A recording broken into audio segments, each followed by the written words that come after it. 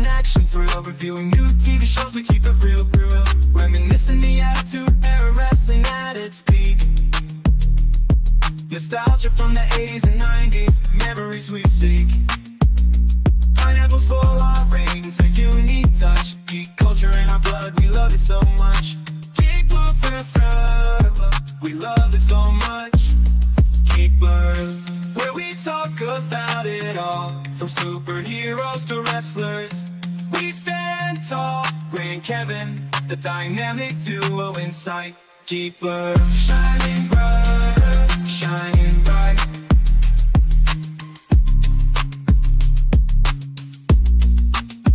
Did you hear about Pluto? Let's rest up right. Geek Blurb, taking you on a nostalgia flight. From movies to TV, we cover it all. Join us every week, we'll have a ball.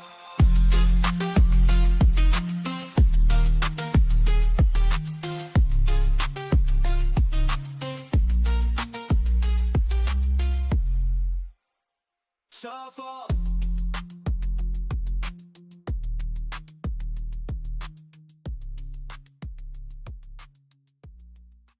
Welcome everyone Hello. to Geek Blurb, episode 138. Getting towards the end of summer. A couple more weeks left. Things will lighten up on your schedule a little bit. We'll get into more winter watches and so on and so forth. But for this week, we have a few things we're going to talk about. That 90s show, season 2B, whatever, part 3, however they're calling it on Netflix, came out yesterday. Ended up watching the first half. So far, we have The Miz. He is in a cameo in the first or second episode. Jay and Bob come back, Jay and Silent Bob. There's a whole cartoon montage in like the third episode of Doug Funny from Nickelodeon. And Betsy Kelso, who was Shannon Elizabeth and Kelso's daughter in that 70s show, comes back for the first time since that 70s show, the finale, whenever Kelso left. And she's of course older than the other kids, so she's probably in her 20s now. And she's dating one of the other kids that are in the basement. So, overall, first half I've watched. It's okay. I mean, like you saw the first season. It is what it is. It is what it is. Yep. But I got a couple. Gonna get like half. I think 4 episodes left. There's 8 episodes per half they put out. So, then we're gonna talk about a couple of movies. A pair of movies, because one came out 20 years ago. One just came out. First one is Twisters, or Twister. It came out in 1996, based off a Michael Crichton book. It's an adaptation of that. I had no idea until I did some research on it. I was going to say, I had no idea until you put that in the notes. Yep. But yeah, kind of cool. I used to read a lot of his books, so maybe I'll check that one out. He actually wrote the screenplay for the movie as well. I think I knew that, but I didn't know it was based on his book. Yep. ILM, famous for doing the special effects for this movie. At the time, you're talking 1996. Back to the Future was big on special effects, but there wasn't that much. Maybe Forrest Gump had something in there too when they had Forrest put into like historical moments and stuff. Yep. But at that time in 1996, there was not a lot of CGI, and ILM was right in charge of it. This starred Bill Paxton, Helen Hunt, who was personally picked by Michael Crichton to play this character. Philip Seymour Hoffman, you forget how great he is and how young he was when he died. Incredible, yeah. Yep. And Carrie Elways, who was in a lot of stuff in the 90s, of course. Men in Tights, Robin Hood Men in Tights. He was also in Psych. He played Despero. But yeah, it's a good summer theater blockbuster. And at the time, there weren't a lot of summer theater blockbusters. That wasn't really a thing until maybe the early 90s. But this was one of those ones that came out like the second week of May. One a year. There's like one or two a year. This movie was also known for how many practical effects it had, considering it was about tornadoes. The Cow in the Tree is always the classic that everyone thinks about. It is. I saw the posters, Yep. The movie's just a fun 90s movie, summer movie. Yep, very fun. They had a ride at Universal Studios, I believe. Yes, I was going to talk about that because I went about 6 years ago. 7 years ago. It was before Bill Paxton died. When did he die? He died a while ago. But yeah, that ride was something else. And Bill Paxton, like the way he would he did the intro and he stood with his hands on his hips and he had these he just stood very awkwardly. So we all got a laugh out of that. Bill Paxton, R.I.P. that guy. Yeah, Bill Paxton, great actor. This movie is campy, of course. I mean, very campy. 90s campy. It's like if a tornado was Jaws and decided to come and attack everything into this whole entire state, and the destruction that it made and it caused. It's funny you over the top. You said that about tornado being Jaws because I was listening to another podcast with the actual director of the first movie, and he said that he treated it like a Jaws movie. When he was filming it, when they were filming it. I get it the whole time. The whole time I was watching it, was like, they're being chased by Jaws. So so that brings us here, 2024, and they finally make a sequel / reboot of Twister called Twisters, starring Glenn Powell, Anthony Ramos, Maura Tierney, who was in a whole bunch of 90s movies, David Cornsweet, who is, of course, our next Superman. Yep. Kiernan Shipka has a little small cameo in the beginning. She was in the movie Totally Killer, which we loved last year. Oh, yeah. The movie's great. And James Paxton, who is Bill's son, is in this too. He's a very, very small cameo. And there's also, I don't have the name of the main girl who was in this movie, but she was great as well. Again, she's really famous too. Tornado campiness. The whole movie is a campy summer blockbuster movie with a ton of love stuff mixed in between there. Like the guy and the girl are falling in love between being chased by tornadoes. Daisy Jones. Okay, yep. I don't know what else she's been in, but she's great in this. Right? She Rogue One? Jen? I don't know. No, I don't know who that is, but no.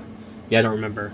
But overall, I like the first one a lot better. I think not having a connection to the first one, there really wasn't. The only thing they had that was really a connection to the first one, I think you saw Dorothy, which was the robot that they put up into the tornado. I think you saw that in the beginning of the movie briefly. Yep. But other than that, the movie is a whole standalone story in a tornado universe, a Twister universe, if you will. But I figured there may be a connection to Helen Hunt or somebody, but they didn't ask anybody to come back. Yeah, maybe be a kid or something of those characters, or nephew or something. Yeah, but they went totally away from that. This girl, the new girl in this movie, is a scientist.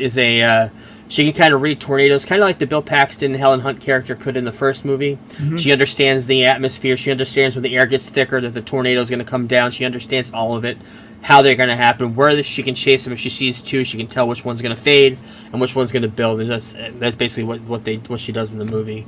And Glenn Powell, he's the leading man right now. Like, he is in everything. He's going to be in a whole bunch of reboots. I think he's doing Running Man and another big one too. Yes, but he is. And everybody, he's been fan cast in all the Marvel and DC oh my god, stuff every too, Marvel DC thing. Yeah, he's been fan cast all around. Yeah. But overall, decent movie, good summer blockbuster. Yep. Story is kind of wanky. Yeah. I mean, this is a theater experience movie. For sure. I mean, it would have been good. I think you saw it in the theater. So, what was your take? No, I didn't. I saw it this week. Oh, I thought you did. No, I never did. No. The other thing, too, this movie shows, like we always talk about this scene. We talk Man of Steel, but the issue I have with that scene mostly is they run to an overpass, and anyone that lives in an area with tornadoes knows for a fact you do not go to a fucking overpass. It's the worst place to be in a tornado. It's like swimming during a lightning storm. And this shows exactly why that's a very dangerous place to be during a tornado in the opening scene, which is actually pretty terrifying. It is. In that scene. Very cool, very, very cool scene. I enjoyed this movie a lot. I mean, everyone in it does their job fine acting. It was shot pretty well. I do wish I saw it in theater because some of those scenes would have been really cool on the big screen. And you know how much I prefer going to a theater than watching it at home. But overall, it's all 3.5. It's fun. Yep. Fun summer movie. 3.5 for me too. It's a fun movie. Yep. I just wish there was a little bit more connection to the first one. Yes.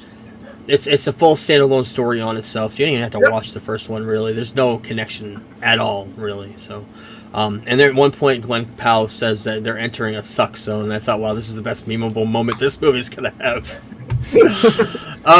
So, before we get into the news, Kevin watched a movie last night. And I decided not to watch it. Number one, I don't have Regal Unlimited in it anymore. Number two, I did not like the trailer when I saw it because I did like the first movie that this movie is based off of, or the comic book is based off of. We'll get into all that in a minute, but yes. You watched the remake of The Crow starring Bill Skarsgård. I did. This movie's been in developmental hell for a while. The first person that was going to star in this, well, that we know of, was Jason Momoa. That was the big one for years. It was a guy from Boardwalk Empire. Was originally cast. Nope, Luke Evans was originally cast. Then the guy from Boardwalk. Right. Then I heard that. Yeah. That's the lineage of the casting. But yeah, this movie. I think when it debuted on Rotten Tomatoes, it had like a 6%. I heard it had a 6%. Yes. By the time I got out of theater, it was at 22%. I don't know what it's at now. Yeah. And I think the biggest issue that people have with this movie, and I had with it, is that it's an Eric and Shelley story. But it could have just been like, there's like 7 Crow movies. It could have just been any 2 other names. But when you take a movie that's so iconic like The Crow, and you just completely change the story, and make it its own thing, you might as well just change the characters, because these aren't Eric and Shelley to me. I know they're trying to do it for a whole new generation. So that part really did not work. The first act, which I thought going into it would happen, did happen. They show you the love story. So you get to know these characters for the first 35, 40 minutes in the movie. But it still wasn't as powerful as the fact that in the first movie, we barely knew Shelley at all. Like, she was in like flashbacks for like brief moments. Like, we did not know Shelley at all. And I felt more for her than I did for FKA Twigs this entire film. So you get the love story in the first act or so. Then he ends up basically in like this, you see in the trailers where he gets pushed into the water and then like wakes up. It's like a purgatory. And every time he goes into water, he goes back into this purgatory. So he does this a couple times throughout the film. The love story stuff would have worked better if it was written better. It's some very cheesy dialogue. Like, I'm talking like episode 2 prequel cheesy dialogue. Oh boy. Actually, I heard that it was being compared to Hayden Christensen. His performance was compared. No, his performance, the dialogue. You can only do so much with the dialogue. Okay. He is awesome. Skarsgård put his all in this role. He's an awesome actor. With the limited amount of stuff he had to work with. But the whole thing is like, she did something in her past, and they don't tell you till towards the end. And when you find out what it is, you've already seen a lot of brutal stuff happen, which when the violence hits is fucking really good. It's really violent. It's really good. Really well choreographed. But you've already been like kind of desensitized to it, and then you see what happened with her, and you're like, that's not that bad. I'm trying to be as spoiler free as possible because Ray's going to watch this once it's out, and we're going to do a deep dive into it. Weeks. Yes, probably in a couple weeks. Maybe in October. Yeah, probably October. So yeah, basically, he kind of decides that he doesn't want to like fight for her anymore, and he goes back into this purgatory. You see it when he gets shot in the bathtub in the trailer. He ends up back in the purgatory, and he's like, I don't know if I want to do this anymore. And there's this guy in the purgatory. I don't even know his fucking name, but he's basically like, well, you've lost your chance now. And then he's like, what if I trade my soul for hers? So the guy's like, it's not my choice, blah, blah, blah. Crows fly around him. Crow goes through him. He ends up out of the bathtub, takes a shotgun, fucks 2 or 3 guys up. And this is the point in the movie where he just goes complete vengeance. And there's a really cool, all that stuff at the end is all like the opera. It takes place at an opera, and it's fucking violent as hell. Like, I don't know how the director said he did not have to go back and forth with the MPAA much, which is weird because I was like, this shit is fucking wild. Like some of the stuff that happens at the opera. When he first, to backtrack a little bit, when he first becomes the Crow, and he can feel everything. Like Eric Draven in the original one didn't show like any like that he could feel anything really. And this, like every time he gets shot, he screams. He shoots a dude so he doesn't get shot because he doesn't want to feel the pain. It's like Wolverine with the claws. Like yes, he heals, but every time the claws come out, it hurts him. Right. When he goes back in as like the vengeful character, like I was saying, he can still feel it, but he doesn't act like it. Like he just goes straight like fucking God mode on everyone. A couple issues I have with this movie is in the first one, you get to know the bad guys almost as much as Eric and Shelley. Yes. So they all have names, Tintin, whatever else. In this, they're just bad guy number 1, 2, 3, 4, 5. Like nobody has names. Like it's whatever. Okay. There's a twist with the villain I did not care for. We'll talk about that when you see it. Did not care for the ending at all. But as far as like everyone was like talking about like the tattoos and the Joker look, that's all part of this character, and I think it works really well in the way this movie was done. Like the paint he puts on his eyes that obviously isn't from the comic book, trying to reinvent, do something new. I get it. That's actually tattooing that he just takes out of the tattoo thing and he just does that to his eyes. So overall, I'm giving it a 2.5 out of 5. Ooh. It's not the worst movie I've seen this year, that's for sure. I'll be looking forward to seeing it again to see how I feel if I feel any differently about it. The violence itself is what gives it that 2.5. Like it was just really well done and really good.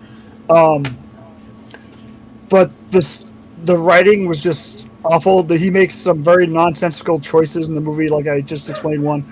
A lot of it is just nonsense. But yeah, 2.5 out of 5, 5 out of 10.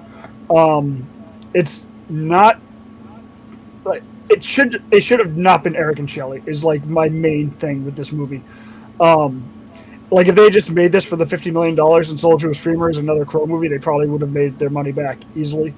But yeah, we'll get into it in about a month, probably. I'm guessing. Okay. But yeah. Yeah. The other thing I wanted to bring up is they banned guns on the set, which I thought was interesting because of what happened with Brendan Lee in the first movie. The director pretty much went out and said that because of what happened and what happened on the Rust set with what's his name, they decided to ban all guns, all firing mechanisms. So. I can't wait to see it. Kind of, I do like the first one, and it's one of those movies I watched recently. There's the thing, the first one's like a timeless classic. So if you're gonna reboot it or redo it, like, real quick, when Jason Momoa was attached, and with the guy from Boardwalk and Luke Evans were attached, James O'Barr was working on the script with the scriptwriters to do basically a 1-to-1 screen adaptation of the comic book, but I guess they couldn't crack it, and they ended up doing something completely different and kind of off the rails. I just wish we got kind of a 1-to-1 version of the comic or something close to it, because even the first Crow isn't like that. First Crow is also very different from the comic. Cool. Looking forward to talking about that. I think we're talking about the comic book a little bit too when that comes out. I'll have to see if I can get my hands on one. But so that being said, let's get into the news.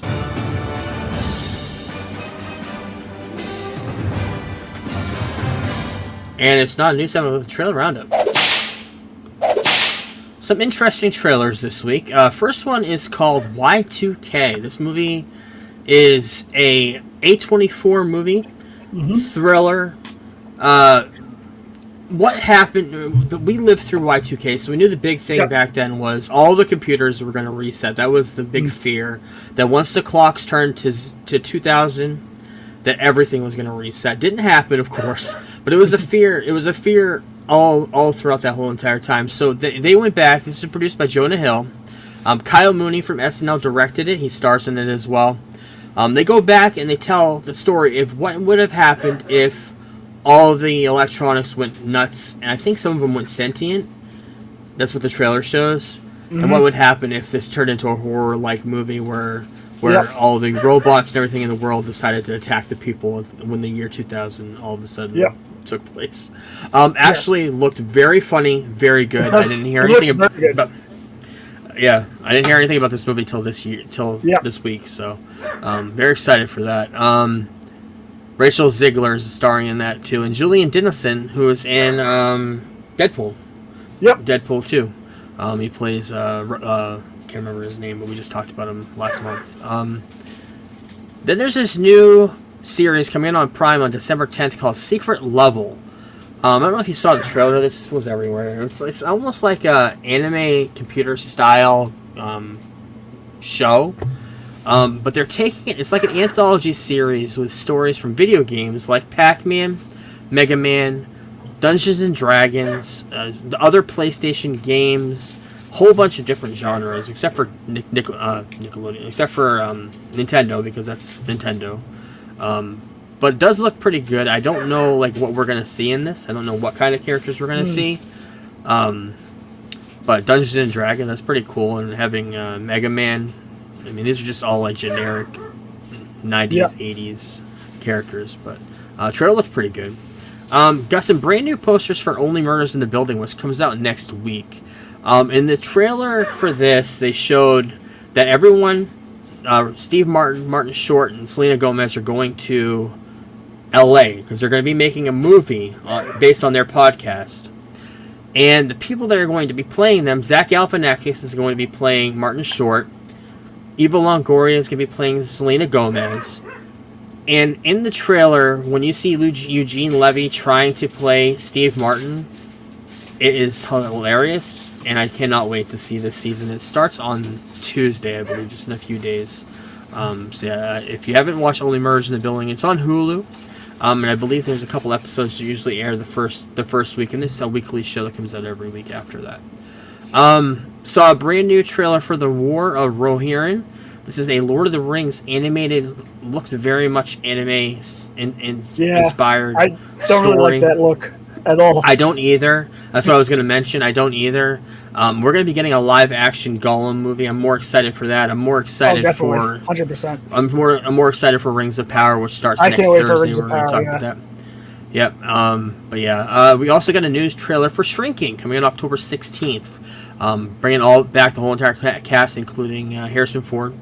Excited for that. And I love that show. The best story of the week. I love this story. Yep. Francis Ford Coppola released a Megalopolis trailer. This movie comes out. It comes out on September 27th, officially rated R, starring Adam Driver, Giancarlo Esposito, Aubrey Plaza, Shia LaBeouf coming back out of nowhere, Jon Voight, Jason Schwartzman, Talia Shire, who was in everything. She was in all the Godfather movies, and Rocky, of course. Rocky, yep. Lawrence Fishburne, who did the voiceover of this, and Dustin Hoffman. This is such a weird fucking cast. By the way, before we get into the whole controversy with the trailer, second trailer I've seen for this movie, and I still have no idea what this movie is about. No clue if it's time travel, what it is. We'll have to wait and see. He calls it Megalopolis a fable. I'm going to see it in theaters. It's definitely an IMAX. It's a weird theater movie, but yeah. But the controversy, which is fucking fantastic. This trailer came out at the beginning of the week, and all of a sudden, in the beginning, it opens up with about 30 seconds of all these quotes saying about past Francis Ford Coppola movies and how bad they are. Some of the quotes, for example, for The Godfather, a sloppy, self-indulgent movie done by somebody from The Voice, doesn't know what it wants to be. Same Voice article. For Apocalypse Now, a spectacular failure, and an epic piece of trash by the Daily News. Well, somebody decided to go back in history and look at these articles for these movies and realize that, wait a minute, these are fake quotes. These aren't real.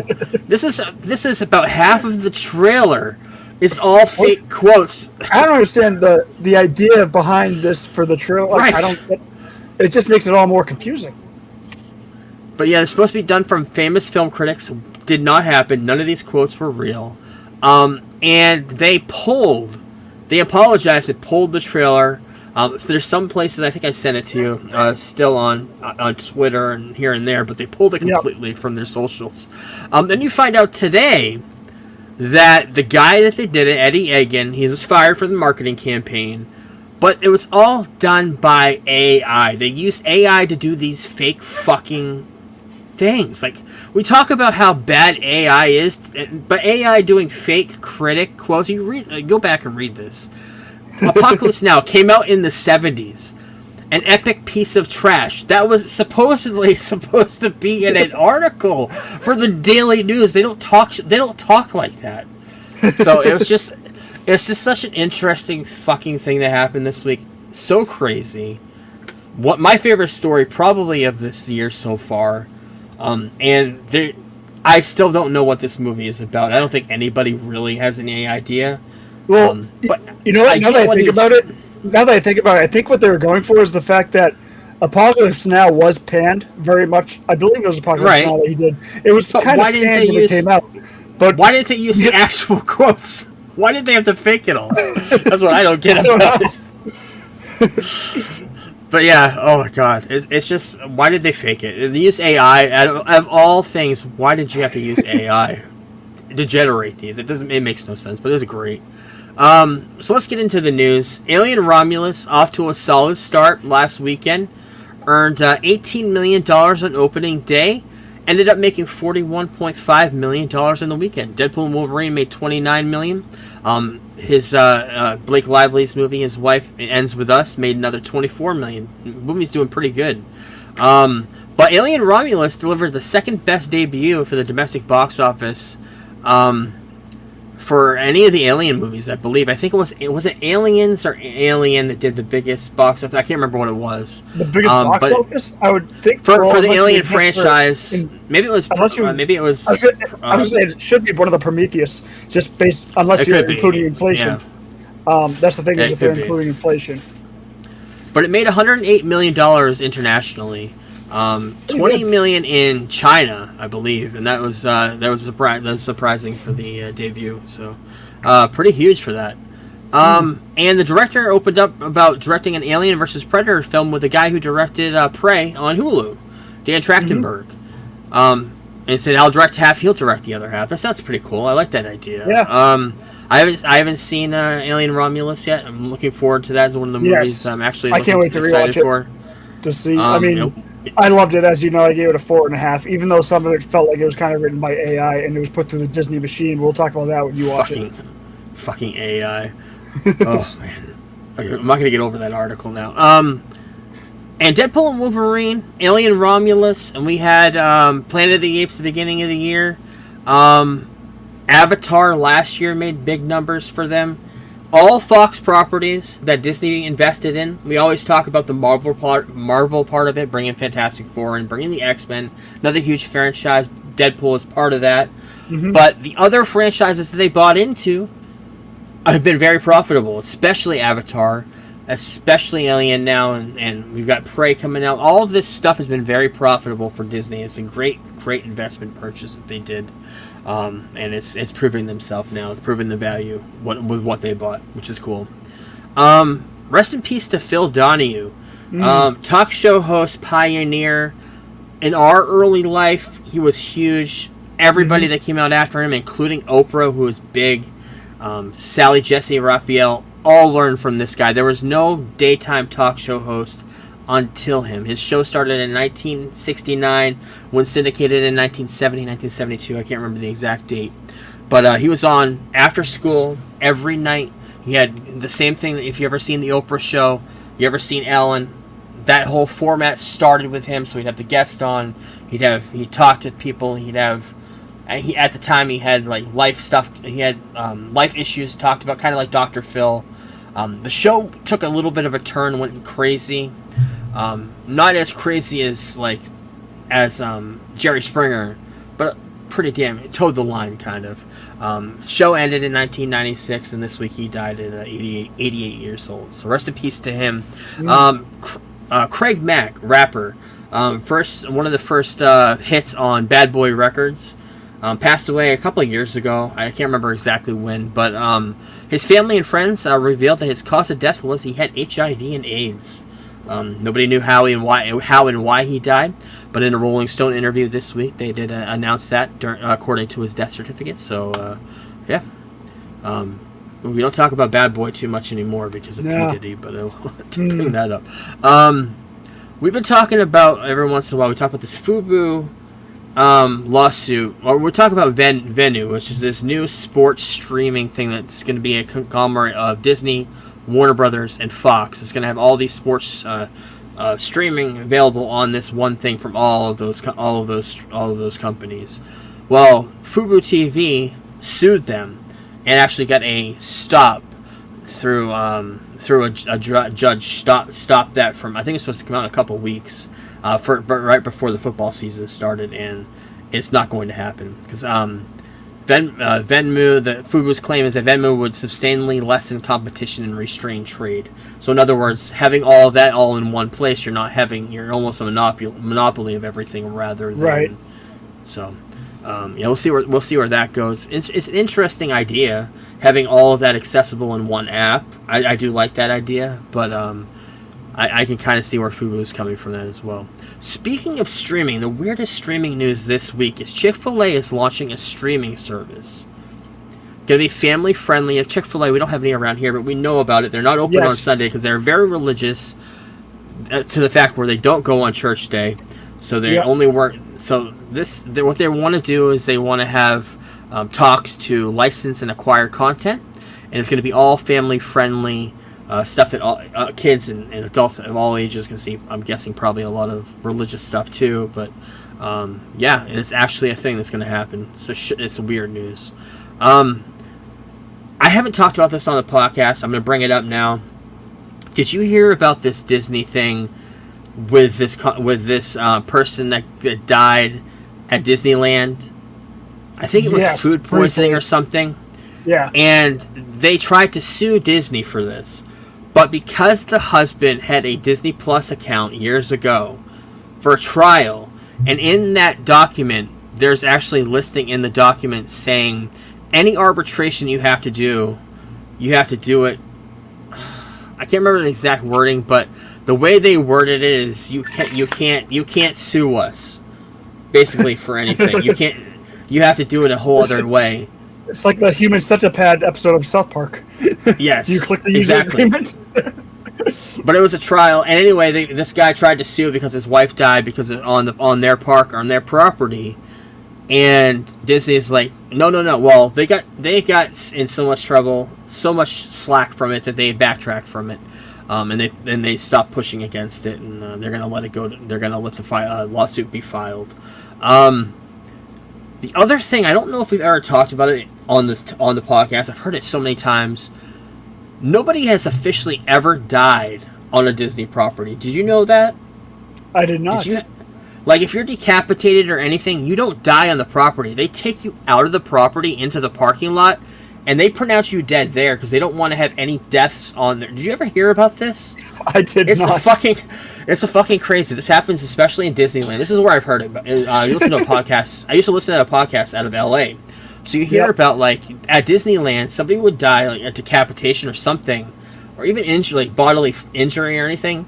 It doesn't happen in the park at all. It happens outside the park. They drag them out of the park and actually pronounce them dead out there. Fucking crazy. Nobody ever talks about it.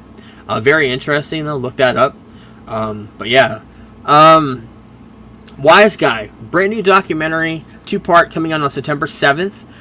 David Chase and The Sopranos. Very interested on this. I watched Sopranos a couple years ago. Great show. I know you watched it too. Last year. I think the year before. But great show. I can't wait to watch that. And of course, it's an iconic show. It's like everybody's top show. It's going to be on Max HBO. So excited for that.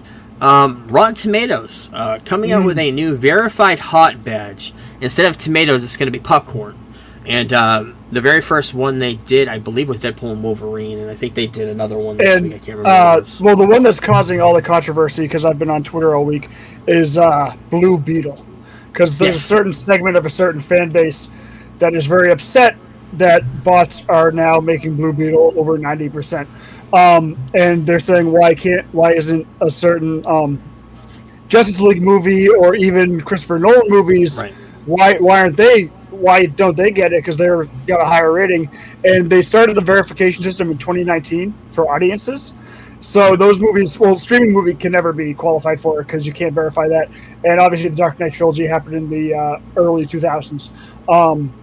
So that's why, and like, yeah, a lot of people, because Rotten Tomatoes is like they put up like Deadpool, Wolverine, or they put up, whatever other movies that are there. There's like 5 or 6 they kept promoting, and Blue Beetle was one of them, and it caused quite a stir on comic book Twitter. Mm-hmm. But yeah, I like Rotten Tomatoes for what it is, especially I like it for the reviews because you get an. Was this one place? Do you get all the reviews in one place? Yes, and it does a average of that, which is cool. Yep. But the audience stuff, they supposedly are verified. I don't know how the verification process happens. I don't get on any of that. I don't think anybody really does. Supposedly they are verified. You have to. So how the bots, movie ticket. Okay. And like if you use an app, you just have to show that you went. But you could technically, like with the Regal Pass, I could say if I wanted to review Bomb the Crow, I could just pay 50 cents, get the ticket, and then just be like up, so you could still get around it if that's the way it works. I'm not sure if it is. I'm just guessing. But the the actual reviews, and I always follow the ones that are the higher ones, like Hollywood Reporter, Variety, whatever, New York Post, whatever. But yeah, Adam Sandler says that Happy Gilmore 2 is going to start filming soon in a couple weeks. Cast is going to be including Travis Kelce. He talked about on his podcast a while ago how he wanted to be a part of this movie. And Adam Sandler jumped at the chance and hired him to be on there. Speaking of Travis Kelce, speaking of him, when you play in the new Madden as the Chiefs and he catches a touchdown, Taylor Swift is in Madden now. Oh, you're fucking kidding me! Somebody that looks like Taylor Swift wearing an '87 jersey is in Madden now.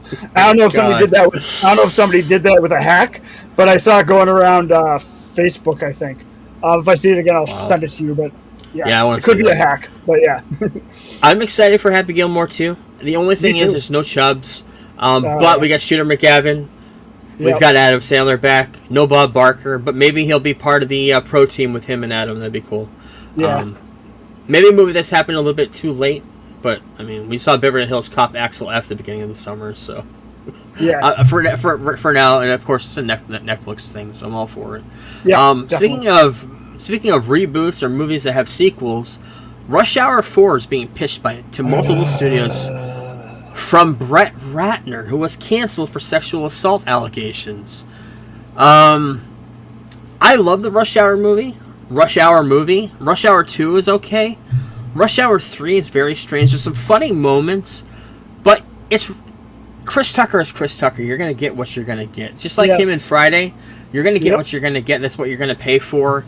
I don't know what they can tell for the story. I mean, of course, buddy cop comedy. The two of them work great together. Jackie Chan and Chris Tucker, but Brett Ratner is actually shopping this around, which I'm surprised he's even attached to it, but I think it's kind of like his project, his thing. He may even own it, I don't know.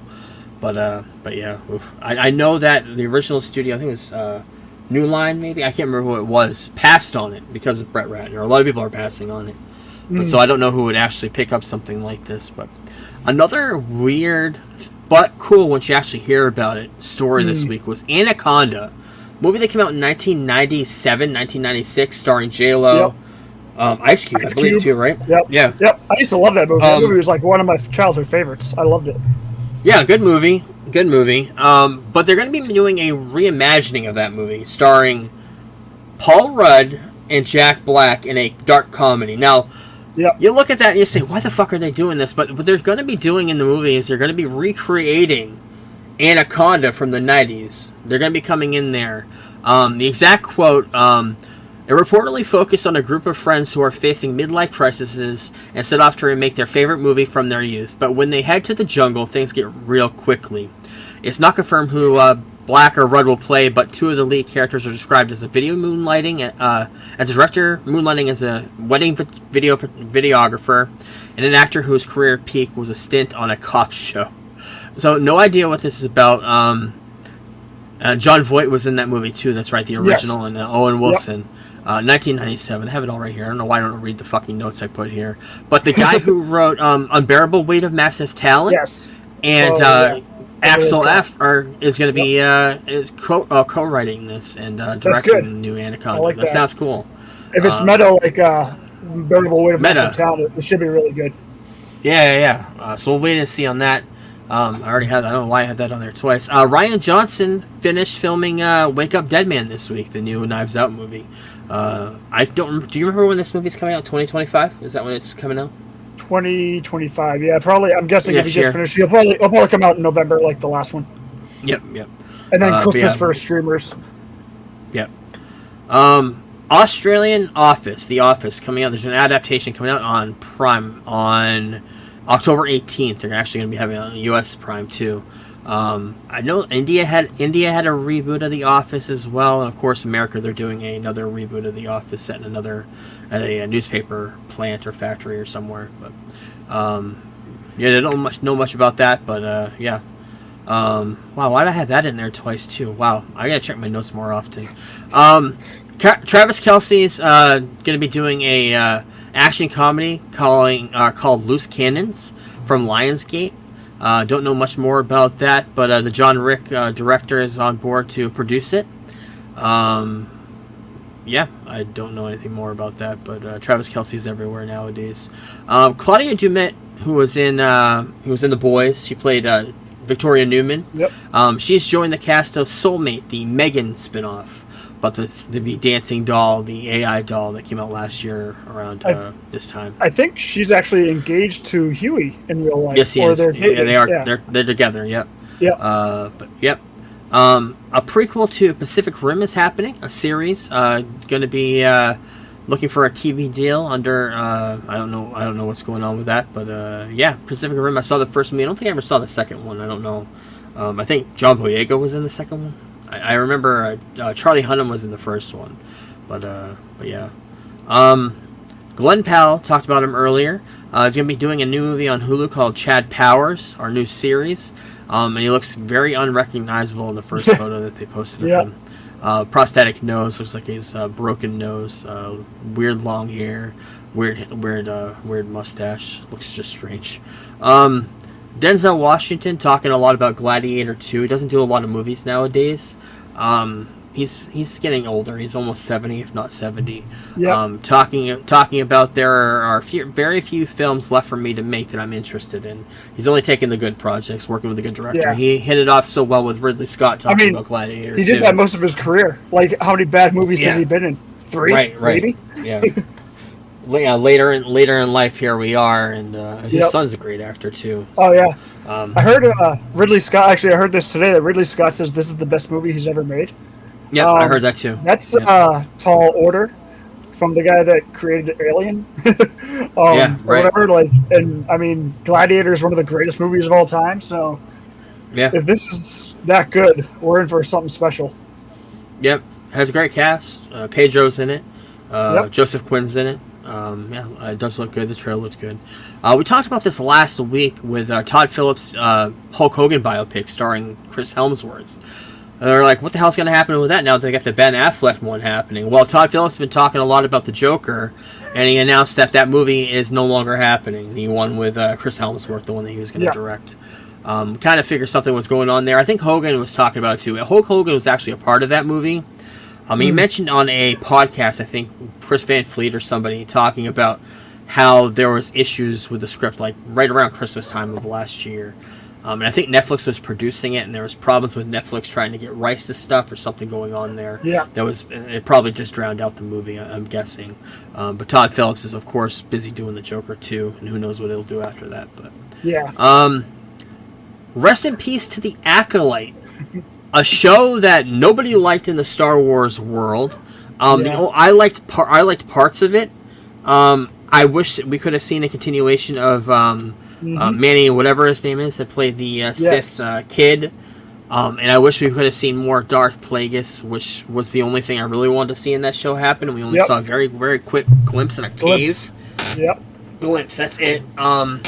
But yeah, it was 100 years before Phantom Menace, and we're not going to know anything about that story.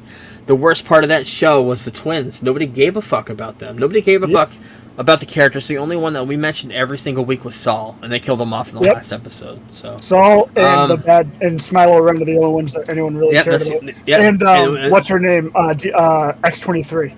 I forget her name in the show. But she died quick too. She died quick too. So rest in peace to that show. Disney also got rid of all the merchandise, removed it from the Disney store immediately. I think they put it back today, but because the outcry, everybody wanted to get that Smilo Ren helmet. But yeah, we're not going to know any more about that. I wonder how they're going to go in the second market. People buying them and then putting them on eBay. Yeah, we'll have to wait and see. Yeah. November 1st, Disney Plus. There's going to be a new documentary on John Williams. We just talked about John Williams this last year. We had a whole retrospective about him. This is going to be talking about his life and career of course, the legendary composer of all the movies we loved growing up. It's going to have a limited theatrical release, but it's going to be beginning streaming on November 1st on Disney Plus. So, kind of excited about that. Speaking of Star Wars, they released a new poster for The Joker: Folie à Deux, a little over a month away. Lady Gaga and Joaquin Phoenix, of course. Michael Keaton's talking more about Batgirl and how it was canceled. And they asked him, what do you think about it? And he's like, I didn't really care. One way or another. Big fun, nice check. Very right to the point. I'm glad he said that. He says he did like the guys who directed. I like those boys. They're nice guys. Hoping all the best for him. But yeah, one of those movies or whatever I wish we could have seen, but it's lost in the annals of history. That quote kind of reminds me of when they asked Michael Caine about Jaws 4, and he goes, never seen it, but I saw that house they bought me. Yeah. Yeah, exactly.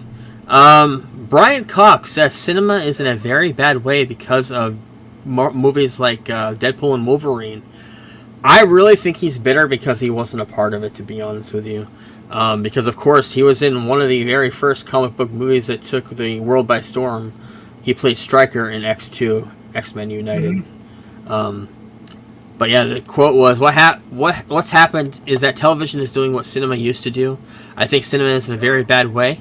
I think it's lost its place because of partly the grandiose element between Marvel, DC, and all of that. And I think it's beginning to implode, actually. You're kind of losing the plot. I don't think so. I just think people are bitter, like him. Martin Scorsese says the same type of shit, too. That comic book movies aren't cinema. Depends on how the writing is. It could be cinema. The Dark Knight was cinema. Guardians of the Galaxy was cinema. Logan was cinema. Depends on the movie, but depends on your of how you see those movies as well as being a bitter fuck that are in your 70s and 80s still making movies. We talked about this a while ago that somebody was killed falling on the set of Wonder Man for Disney. Well, they fined him $36,000. This was only OSHA. This wasn't if there's any lawsuit or anything happening, but OSHA fined Disney that much money, $36,000, going to be going to the family, I believe. But what a mess.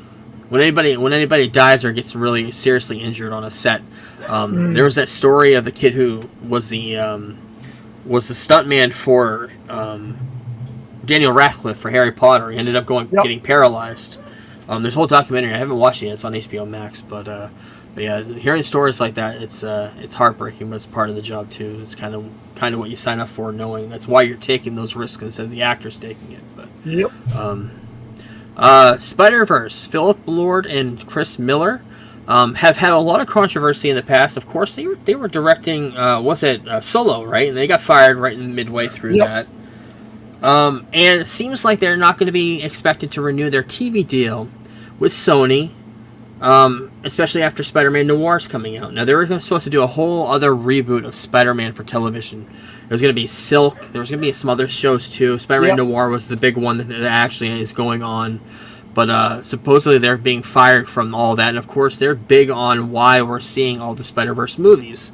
The animated ones, of course, they were all part of that. So we're not sure what's going on there.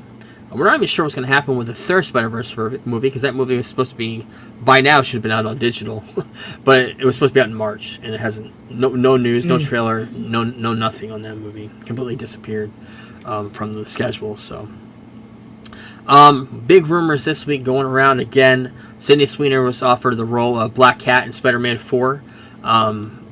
A movie I'm surprised we didn't hear about it either San Diego Comic-Con or D23. Yeah. No idea what's going on with this movie. I know what's happening. I know the script is being finished. Tom Holland signed on. He's pretty much gone official with that, so no idea what's going to happen with it. I believe, I mean, we're so close to Secret Wars at this point, I'm not sure if we're going to see it before or after. Or they're going to do the Back to the Future 2 and 3 thing and film the next 2 in a row, put one out before Secret Wars and one after. This is a full speculation, if that was going to happen, the next Spider-Man movie would be set on a ground level. He would go to the Secret Wars, fight in Secret Wars, get the alien suit, and the one that comes out after Secret Wars would be the Alien Saga with Venom. And if they do that the MCU correct way, which I would hope they would do, and if he gets the symbiote suit on the planet in Secret Wars, that'd be cool too. But that's just my fan speculation of what I would want to see. But Robert Downey Jr. revealed this week that his MCU return as Doctor Doom started a year ago. We talked about when we were talking about Deadpool and Wolverine and how that movie came to be and how they asked him to do the role for that movie. How he turned it down is probably because this deal has been going on for a while, and he wanted to have the perfect deal to come back. He was talking to Bob Iger, and Bob Iger's like, "Yeah, we need you back. It's about time for you to come back." Rightfully so. He also said that when he became Iron Man in the very first movie, he had a set visit with Tobey Maguire on the set of Spider-Man to help motivate him to join the MCU in the first place. Quote, "In real time, I saw how difficult they were, how rewarding they could be, and how popular they were becoming." This was, again, early 2000s. So by the time Spider-Man 2 came out, there was only, 4 comic book movies out at that time? It's remarkable what he turned that whole entire character, whole entire franchise of the Marvel Cinematic Universe into. But glad to see him coming back as Doom in some way.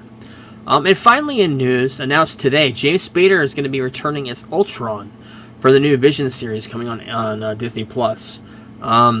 He's been doing, Russ, I don't know his name, but he's on The Walking Dead. He's been doing the voice of Ultron since in What If, and a few other times we've seen Ultron since Age of Ultron. But James Spader is actually coming back doing the voice. Not surprised about this because Vision is born out of Ultron. So very excited about that. The last time we saw Vision was WandaVision. He was the White Vision. So he's what we have now, and we'll have to wait and see where that comes from. And that is it for the show this week. Next week, Only Murders in the Building Season 4 that premieres on Tuesday on Hulu. Terminator Zero. This is the anime on Netflix anime show continuation of Terminator coming out on Thursday. The animation style on this looks really good, though, even though it's anime influenced. And coming out on Thursday as well as at 9 a.m., Lord of the Rings. I'm about to sneeze. Almost. Here we go. Lord of the Rings, The Rings of Power Season 2 premieres on Thursday. It comes out on Amazon Prime. Can't wait for that. Another show I wanted to bring up to you that I've been hearing a lot of great things about. Have you heard about Bad Monkey starring Vince Vaughn on Apple TV? I have. I've not seen it, though, because I don't have Apple TV right now. Yeah, I have it, too. I'm going to watch an episode or two, and I'll tell you how it is. Okay. And we'll, and if it's any good, we'll definitely watch it. But okay. Yeah, that's it for now. We have a lot of stuff. We're going to talk about September stuff next week, but we're getting into football seasons. We're going to pick out some football movies. I know we have a few from last year that kind of stuck aside. I was also thinking we should probably, I know, doesn't basketball start in a couple months too, like October usually? It starts, season usually starts end of October, early November, I believe. I mean, we got basketball, we've got hockey. Maybe we could do that in October or November too. I know there's some great hockey movies like Miracle. I know there's some great basketball movies too, like Hoosiers and a whole bunch of other ones. So maybe we'll do that as well as the football movies too, getting into the sports season of everything.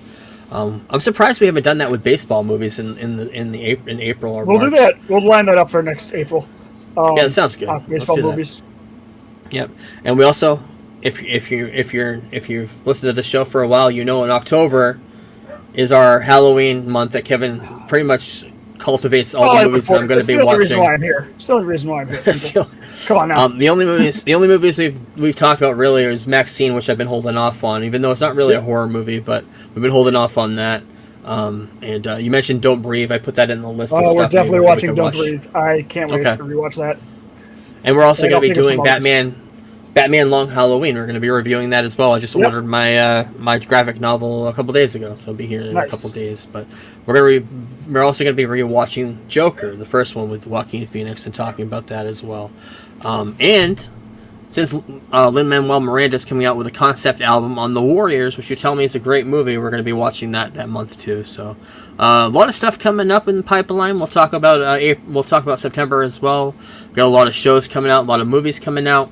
And of course, everything that we want to see now that Kevin's been talking about that I haven't gone to the theater to see, especially Aliens, should be out in the next month or so. I'm excited for that. Yep. So thanks everybody, and we'll talk to you next week. Peace. Peace. We're the Geek Blurb crew, here to enlighten you, talking all things geeky, from movies to wrestling to our podcast is the place where you wanna be for all the latest news and nostalgia from the 80s and 90s. We review comic book flicks and sci-fi hits, riding the wave of action movies with all the cool bits. From Iron Man to Star Wars, we cover it all. And when it comes to wrestling, we never drop the ball. Geek Blurb, we're the kings of the nerds, rating movies and pineapples, our opinions never blurred. Join us each week for a geeky chat with the latest news and a dose of nostalgia that. So if you're a fan of the comic book craze, or a lover of sci-fi and all its maze, tune in to Geek Blurb. We're here to entertain, bringing you the best